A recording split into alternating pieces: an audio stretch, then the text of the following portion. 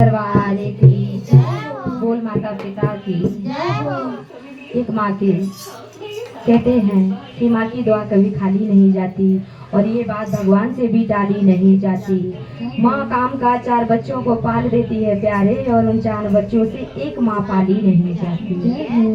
क्योंकि एक माँ थी, उसके 2 बेटे थे और उसने अपना काम काज करके बच्चों को पाला, परवरिश दी, इतना बड़ा बना दिया, इतना बड़ा बना दिया कि वो बच्चे अपनी माता को ही भूल गए, जाके विदेश में रहने लगे और जाकर प्रभु को मनाते हैं। पैसे वाले हैं, लाखों के भंडारे कराते हैं, तो वहाँ प्रभु राम के पास जाते हैं और नाना प्रकार के 56 भोग चढ़ा देते हैं।